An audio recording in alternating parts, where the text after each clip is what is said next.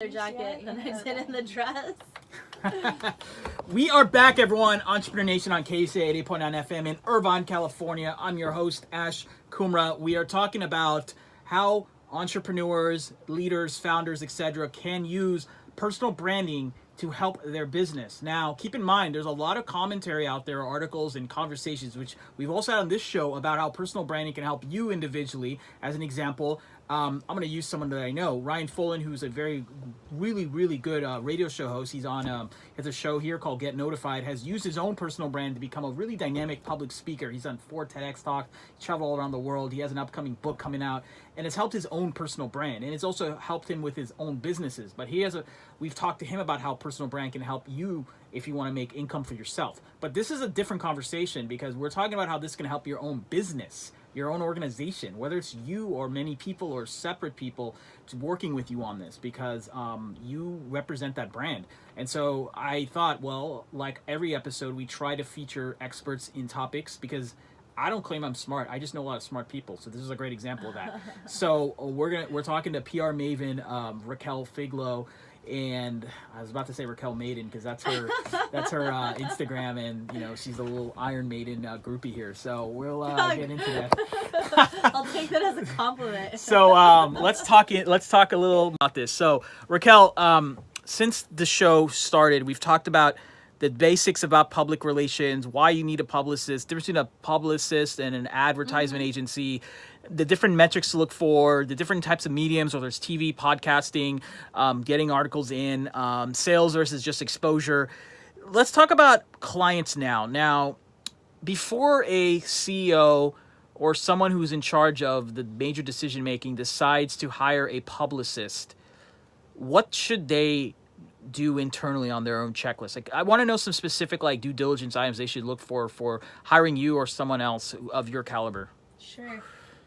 Well, even before I step into a meeting with a client, I check their Facebook, see how many likes they have, see when the last time they post. I check their Instagram, I check their Twitter, I check all their social channels, and I check their website. And what I'm looking for is to see if they're consistent on their branding, to see if they have the same type of theme on their social media and on their websites, if the photos are clear on their social media, if what they're writing is spelled correctly, if it kind of matches what's the content on their website. And I also try to see if the photo and the theme is all the same, because I could go in and kind of fix it for you, but yeah, I mean, I need to work with someone that knows that's at a certain level that I can take to the next level, or we start off with some branding and getting everything consistent, because the only way I can work with someone is if their consistency and their look and their messaging is all congruent. Okay, that makes a lot of sense. Yeah, so that's what they need to look at internally. So we'll have a meeting, I'll tell them maybe what to work on, and that's all right. So you give them homework? Yeah, I give them 30-minute consultation, a free consultation, before we even start working together. And I don't mind. They can ask me whatever they want, and this is basically what I tell them. I'm like, well, first of all, you need to not fix, but kind of clean up, or maybe fix. And if it's too much to fix, like a website, then I'll recommend them to someone else, because as much as I love working with everyone, I'm at a level where, I just want to kind of, hit the ground running. So let's talk about some live case studies. This is where you get to do some brags about some companies that you've helped, from a founder level to using that success on a personal level to building business success. So tell us about at least one company to start with that comes to your mind. I know you've thought about a few. We talked offline about, I told you to think about at least up to 3 of these situations. Well, I actually would love to talk to you about Rosanne Liu. I know she was going to come on your show. I know you had Lisa Caprelli recently. Yeah, she's awesome. Love her. That's a lady who really has her brand and just needed exposure to get out there. And so we got her on a couple television shows. Nice. We got her in Mommy Magazine. Go pick up Mommy Magazine or mommylamagazine.com and check out the article on Lisa Caprelli. She talks about encouraging children in social media, because her son gets 1 million hits. And yeah, so but the thing about Rosanne is she talks about personal stories, and she's really trying to build up her list, just a list of people that would go and buy her book or see her speak. So the thing I like about her is She has such amazing stories. She is very raw. She helps you overcome obstacles. But to create a list, I was like, you need to do A, B, and C. You need to go out to events. Here's a list of female entrepreneur events that, I mean, it takes time and effort. So you go to them, you mix and mingle, you actually email people back. Yep. You follow them on Twitter. I mean, it's so much work. But it's fun work because this is your business. And she listened and she joined a bunch of groups. And now she's friends with, you know, some of the co-founders. So they can invite them to her book readings, which at the end of the day, that's what she wanted.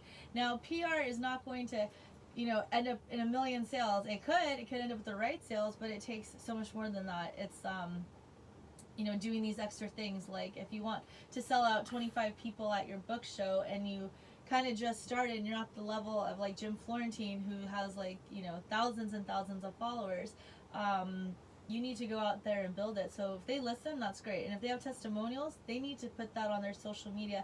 And it's so funny how some people don't even do that. It's the simplest thing. A lot of them don't. What do they don't do? Testimonials. Like if they have testimonials of people saying, Why do people are into testimonials? I've heard this also with Amazon. It's like people look at their Amazon reviews. Like I buy products and I subconsciously look at the reviews. Why? Why are we doing this? You want to post it on your Instagram or you want to post No. it on But your why are Facebook? we into reviews? That's what I'm trying to understand. Like the human. Because people like to be influenced by other people. Okay. You know? I mean, yeah, people have influence, and then, I mean, like facial products. Before I go buy a new skin cream, I kind of read what people are saying. Okay. Then just, I mean, I think that's just now it just happens. Now it's just like a trend. But if you have these great testimonials about yourself, you need to put them on your website. What are some other things that are obvious as obvious things that people should be doing besides showing their testimonials? Obvious things is share your successes. I mean, I can't do it all by myself. I can lead you to like getting on podcasts, and radio, even television. If you're not reposting it, I mean, pay me more and I'll do it for you. Just being honest, it takes a team. I mean, you have to be your own cheerleader sometimes as well. So I was interviewed in OC Weekly, and I copied the link and posted it to all my friends and people that I want to work with in a text. Cut and paste while I was watching TV.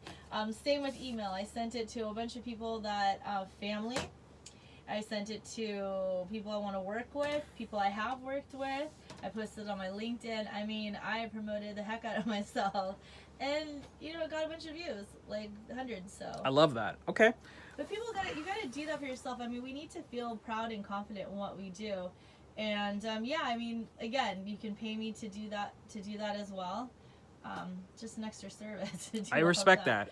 You have to be paid for what you're worth. So. No, I love that. I love that you have mentioned being paid for what you're worth. I actually think that's great because I believe in this power of self-worth, and nothing is free, or if you do something for free, there should be some type of acknowledgement of what you do. Yes. Where did you develop this? Was this from growing up? Like, I'm curious, did a mentor teach you that? Because I wish more people understood that. You know what? Honestly, I think it's called growth. Okay. You just start feeling more confident because, I mean, everybody does trade every once in a while, and I get it. You trade for this or that, and then I was like, wow, I just finally realized, wow, it's something that my dad told me my whole entire life. Trust in your abilities, and it's just building that confidence. And so when I started getting people, building these relationships with the media, and able to get people on television, radio, major podcasts, I was like, why am I only charging such a small amount of money? I don't care if you're my friend, like, it costs this much. So now I'm like, okay, I'll help you get your feet off the ground for a certain retainer for 3 months. But then it's like, I charge, if my proposals start at $1,500 or above, and I'm still a little less than most PR agencies, but to me, it's not about the money. It's more about the relationship, because I'm sure if they grow and I get them on national or they'll not forget you. They're used to working with you. And then contracts last about 6 months, and then we can come back and revisit it. But I really think it's growth and really understanding what that means, like trusting your abilities. And my abilities are great. That was such a Donald Trump moment.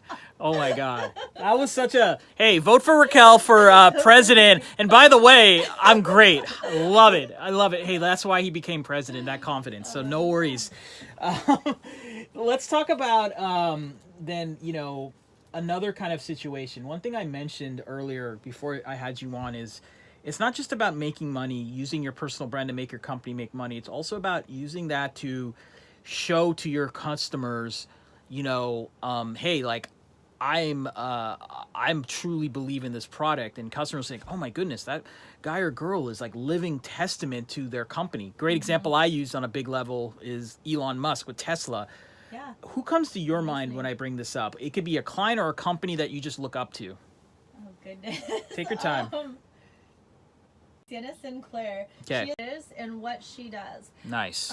She's written books like the Naughty Guide to Las Vegas, and she finds places for women to go find fun stuff to do, whether it's a bar, a restaurant, or a swinger party, or a naughty nightclub.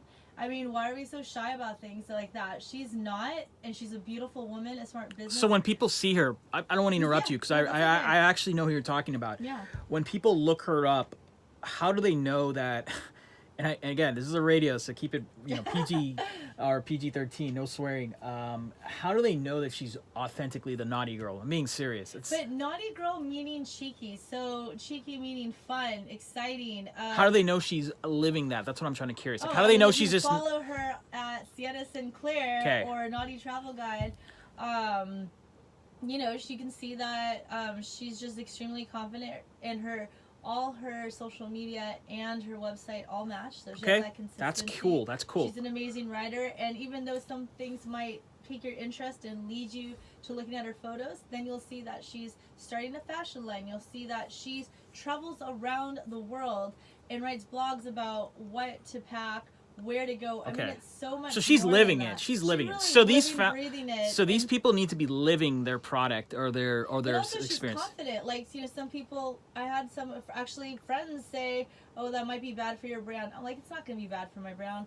Why? Because I'm actually with someone who believes in themselves and what they do so much. It makes me look great. And I agree. I only want to work with people who are that confident and as well, really passionate about what they're doing. So I love that. I really admire her a lot. Okay. And she's just fun to work with, and she doesn't give me any bull. She's great. As long as I love I'm doing it, the no micromanaging. We trust each other, and that's the kind of people I want to work with. Let's talk about, on a different subject, philanthropy. So one thing I talked about earlier is that I believe it's good business to give back. It's both from a fulfillment, tax, also shows that your business cares about the community. How have you ever dealt with those situations where someone wants to show that they're doing stuff, giving back to the community? As long as they mean it, yes. Actually, there is this new client that's starting now in 2019. They're called Yellow Threads Company. Okay, cool. And what they're about is one of the co-owners, Brittany, and her husband, Ashton.